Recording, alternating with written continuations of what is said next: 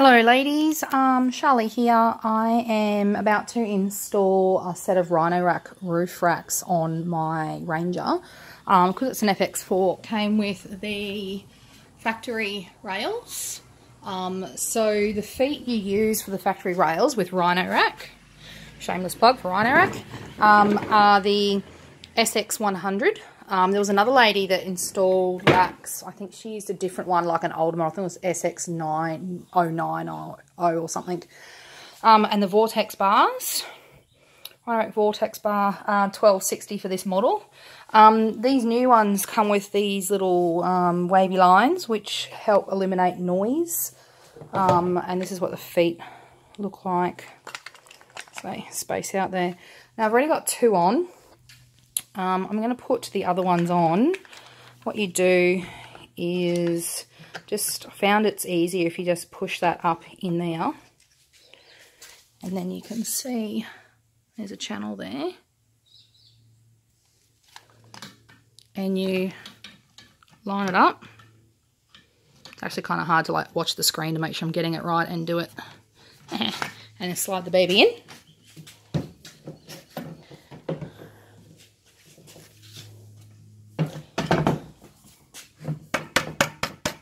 Slide along. Alright, I'm just going to pause for the next one.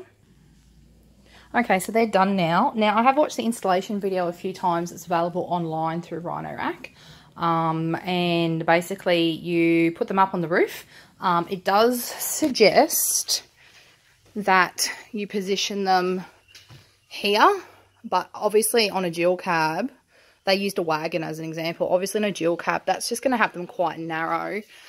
Because you're supposed to have them 70 to 80 centimetres apart. So I stopped in at Roof Racks Galore at Rockley, who are a Rhino Rack dealer, and they do all fitting and everything.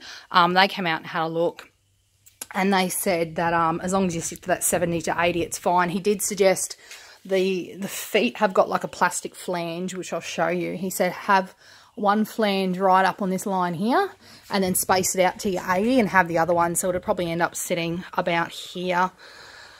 So I'll go and put these up and grab my tape measure and we'll come back. Please ignore all the mess in the background. We're sorting out the garage next week. Okay, so I've got one up. One issue I just found was make sure that you have your feet screwed out enough. Because what I actually found was this one wouldn't go on, it just wouldn't click on.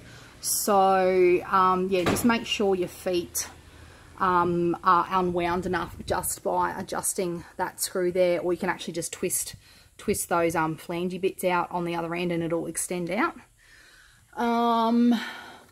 Yeah, so what you need to do now is you put the other one on and tighten it down, but you're supposed to have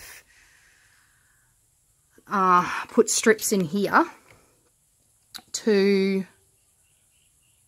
actually no, just ignore that. I'm gonna talk about that later. I'm gonna put the other one on now. Okay, so I've got both on. I'm gonna do the measuring now. Oh look, there's me. Hi. So you want to measure center to center.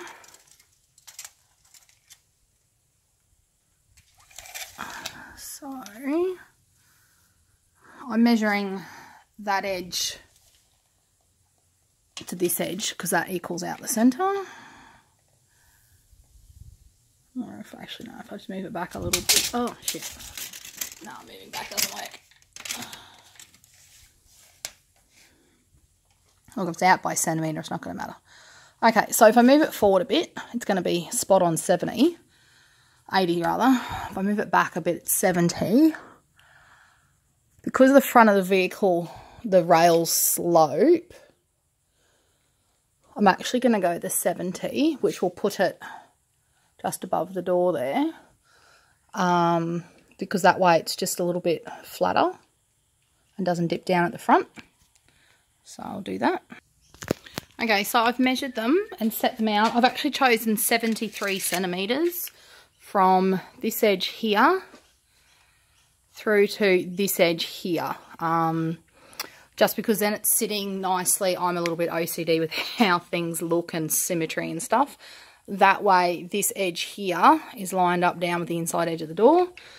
And the racks are quite level because I'm going to have a tray on top, as well as a bike rack for a mountain bike, and or carrying a third bike because we can get 2 road bikes in the back. And also I'm going to put an awning on as well on the other side. Yeah, so what we need to do next is measure out the racks to make sure they are the same overhang on both sides.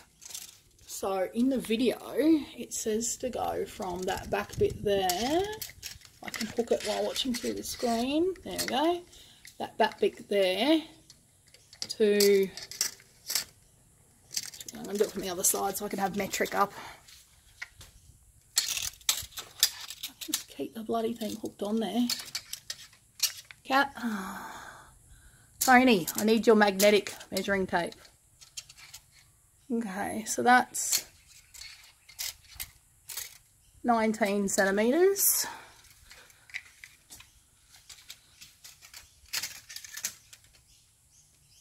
That's not 19 centimetres. So I'm going to go around the other side, measure the other side, have a look. This is going to be a bit of back and forth, so I won't bore you with the back and forth. Okay, so I've tightened up the back one. About to do the front one. Now, the back one, the overhang, so from back here, you measure from there to the overhang. Now, for the back, it is about 18.5 centimetres, give or take a mil. Okay, so 18.5. Now, I'm really glad I checked. Because the front, the rails at the front, the car must be slightly wider at the front than the back, because the overhang on the front is just shy of 18. So if I had just gone 18.5, it would have been a centimetre further on one side than the other. So when you're doing this up, so you've got this doobie lacquer here. It's an special Allen key with this curvy end. Now, you need to tighten to 4 Newton meters, so that's just a measurement of, somebody's going to know better than me, but correct me, it's a measurement of torque, of pressure, torque, and this straightens at 4 Newton meters. Now, in there, now this actually spins around. It has to screw a lot further than I thought. I got sore shoulders. Granted, I was at the gym yesterday doing arms day, but I got really sore shoulders doing this. So I'm going to do this one. Oh, shit. Okay. I'm going to pause you until I'm almost done. Just a side note. I got it in my mouth. Just a side note. When you're doing this up, this Allen key, this Allen key doesn't actually go in that bolt very far. Like, it's... quite frankly, it's a bit precarious. So what I found to do, and I'm going to try to actually balance this like on my chest, on my face, and I hope you guys can still see. Oh no, if I do that, it's going to register a touch. What I found was with one hand, like brace it up against here with one hand, and then use your other hand to spin it, or else it just wobbles all around and it falls out and generally makes you swear a little bit. Okay, so I'm trying to do this one-handed.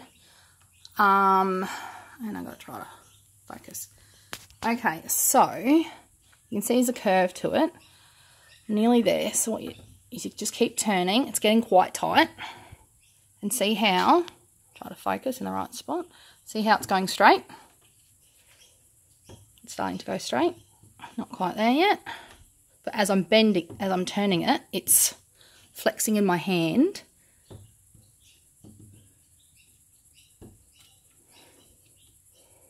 See that? So go from there. So that's actually quite a bit of pressure. And that is tight. Okay, so what I'm going to do now is I'm going to put in these measurement strips. So the measurements on them seem to be just for reference, that you're not actually measuring anything per se. They go in all the gaps on either side of the rack feet to eliminate any area that wind can get in and cause whistle, which our old racks didn't have, which is great because I don't like things whistling. So I'm going to go and measure these up, and hopefully we'll only need to use, no, I probably will need to use all of them. Alrighty, got my trusty Tupperware scissors that cut through anything. Probably sound like a bogan, sorry ladies. Here's a kid's car seat, why not? So, first one. Slide a baby in there. So that goes to there. Good old 6 centimetres. So I'll cut, there you go, I'll cut that off. Okay, so I've got one done. This is where having side steps comes in handy. So, I don't know if I'm going to be able to angle you enough to show you, sorry ladies. Oh, here's a problem. Oops. Well, let's hope that bends enough. Oh, it does, goody. That'd create a bit of a vibrating noise. If any of you saw my post from when we went down the coast, and it was vibrating on the roof and scaring the shit out of me, thinking there was something on the roof. Alright, so the hole goes to there. So what I'm going to do is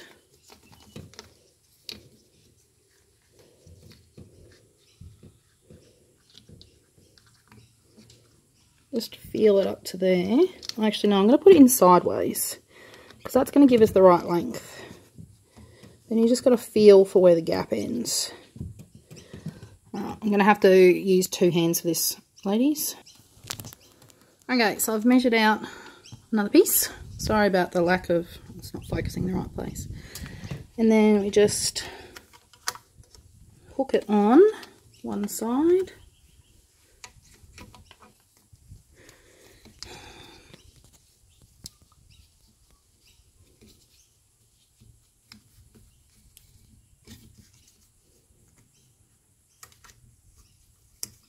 Alright, yeah, I'm going to need 2 hands again. Okay, so I've got that in. I actually ended up having to cut it again because somehow it ended up like 1/2 centimetre too short. I think it slides, when I measured it, I like put it up against here, but it slides in underneath a little bit. So yeah, it was, look, it was just a little bit short, so it would have created a whistle hole. So I've just cut one a bit longer. Luckily the leftover was about 1.5 centimetres longer than the piece I cut. And this one even feels, even though I cut it long, what felt like longer than the gap, it still feels like there's, yeah, I've kind of pushed up now. So there's, the gap is now hidden up under here, which is protected by this because it actually goes in further than this here. So that will hopefully stop and there's no gap on the other side. So I'm going to go around the other 3 now and do all those. So I'll see you back soon. Okay, so we're back now. I'm all done. I'm just putting on the last end cap here. So you get these end caps with it. So you can see there that that's the way up because the lock's the right way up. And also comes with this little key here with a little funny end in it. So you can see they just slide in. Try to focus in the right spot. Let's just push it in. Swap your hands over because you're right-handed. Put that on and turn to lock and you're done. Don't lose that. Like, don't lose it or you won't get your racks off properly. Just don't lose it. Actually, no, you know what? If you lose that, you're not going to get your racks off at all. Because in order to get to everything, you need to have this out. Don't lose it. Don't lose it. Did you get that? Don't lose it. You do get one per rack, so if you have a pair, you have two. Don't lose them. All right, ladies, that is my rack installation video. Hope you were all thoroughly entertained. My concern was going to be getting in my garage with racks and a basket on top. I've actually decided to, instead of having a basket on top, to take the sides off the basket because it's a cheap Aldi one and I can, and just have the platform on the top. So I'm actually gonna check now and just see how much clearance I've got. You can see it slopes down, but so does my driveway. So it's this edge here. Now you will have noticed as well that in my post about putting the tray mounted bike system, because I'd hit the roof with my bikes. That's the hole I have to plug up before we move next year. That is the exact shape of the shifter on my bike. And I knocked that off. And you can see mark on the gutter there from the seat. So yeah. And then so you can see it's hit that beam in there. And then everything's just been pushed back off the roof of our old car that we traded in to get this baby. So, yeah, folks, don't forget your bikes are on the roof. It's painful. It's emotionally and financially painful. All right, so I'm going to pause this and we're going to see what sort of clearance we've got. All right, I'll let you ladies come along for the ride with me. Ill or no record. Turn off. No, turn off. Thank you. All right. Roll forward. Let's have a look. There's a rack. Oh, there's shitloads. Oh, there's shitloads. All right, how much? I don't know if you can see that or not. I'm going to jump out. Alrighty. Where's that tape measure?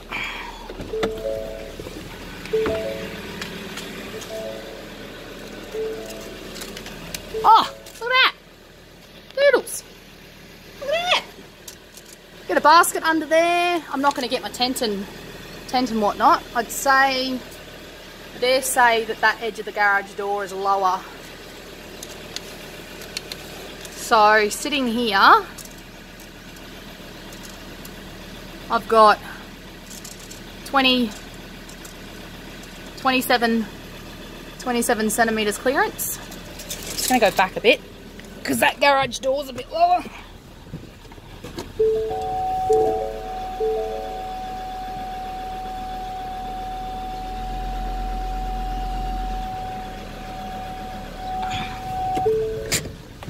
Car's throwing a fit because I'm backing up with the door open. Alright, so I'm dead under that now.